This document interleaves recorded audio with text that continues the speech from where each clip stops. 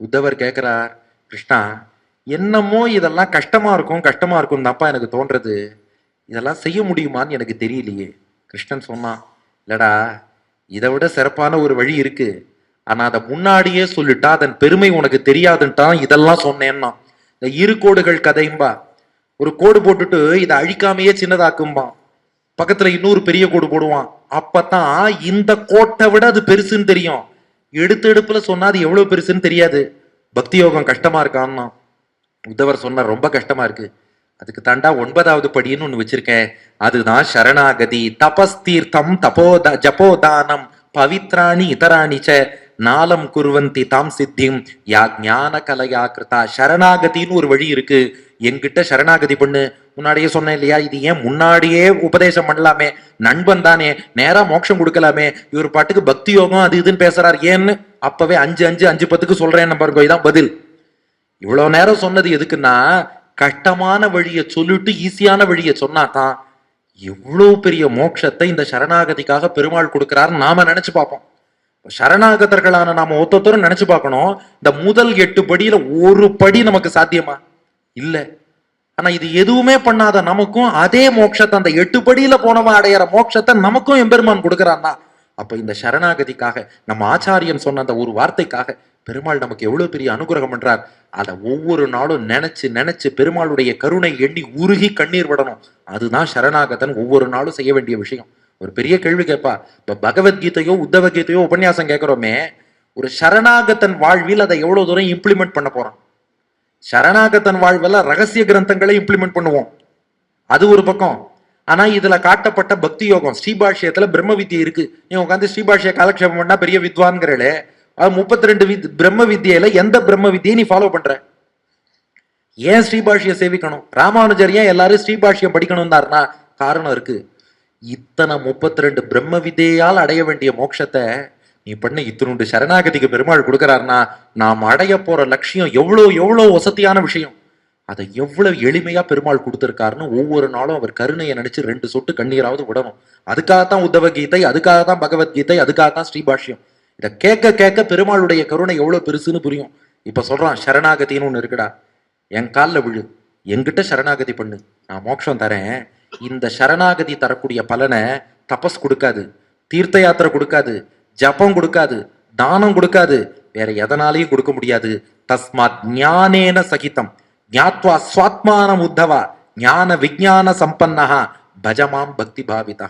நீ ஞானத்தை வளர்த்துக்கோ. சரணாகதின்ட்டு திடீர்னு ஞானம்ங்கிறாரு. நம்ம சம்பிரதாயத்துல பாகவதத்துக்கு வீரராகவியம்னு வியாக்கியானம், அதுல காட்டுறாரு, இங்க சரணாகதியையே ஞானம்ங்கிறானா கிருஷ்ணன். சரணாகதி எப்படி ஞானம்னா, சரணாகதியில தான் பெரிய ஞானம் இருக்கு. நாம் அடைய வேண்டிய இலக்கும் பெருமாளே, அதை அடைவிக்கும் வழியும் பெருமாளே. இந்த ஞானம் வரணும், அதுதான் சரணாகதி. நீ எதை அடைய போறேன்னா பெருமாளை தான் அடைய போறேன். யார் மூலமா அடைய போற? பெருமாள் மூலமாவே அடைய போறேன். ஆறும் அவனே பேரும் அவனே. பேருனா டெஸ்டினேஷன் அர்த்தம், ஆறுனா ரூட்டுன்னு அர்த்தம். ரூட்டும் அவர் தான், டெஸ்டினேஷனும் அவர் தான். நீங்க எல்லாரும் கூகுள் மேப்ஸ் யூஸ் பண்ணிருப்பேன். டெஸ்டினேஷன் ஒண்ணு போடுவோம், அதுக்கு ரூட்டுன்னு தனியா ஒண்ணு காட்டும்.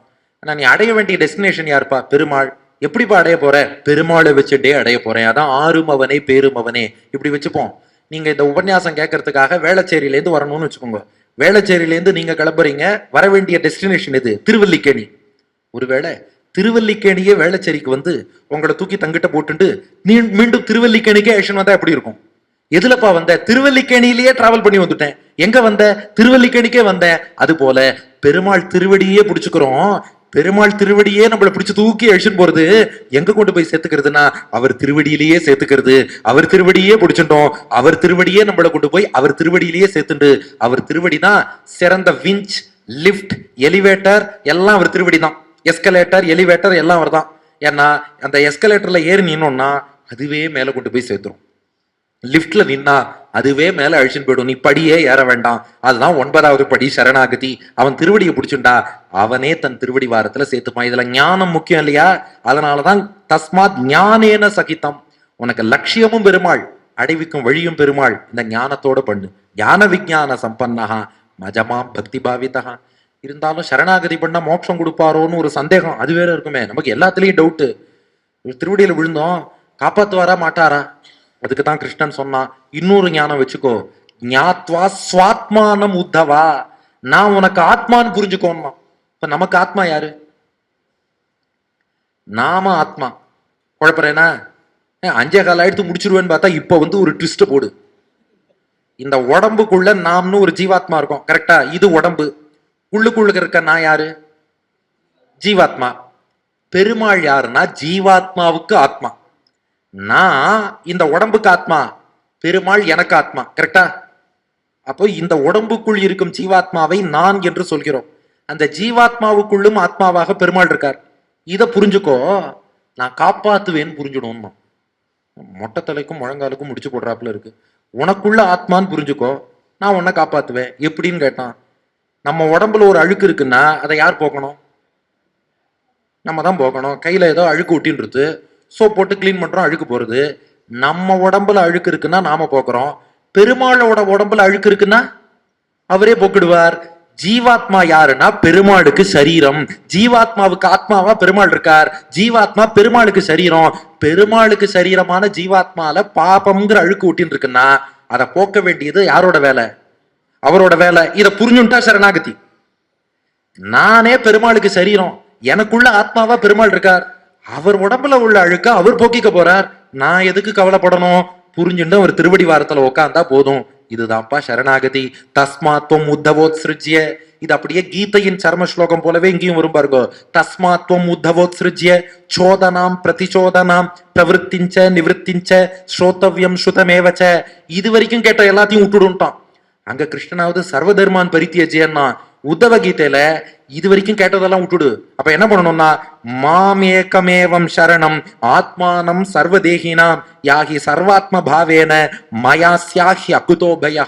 எல்லாத்தையும் விட்டுட்டு நான் ஒருவனே தஞ்சம்னு என்கிட்ட சரணாகதி பண்ணுடா, நான் உன்னை காப்பாற்றுகிறேன், நான் முக்தி தருகிறேன்னா.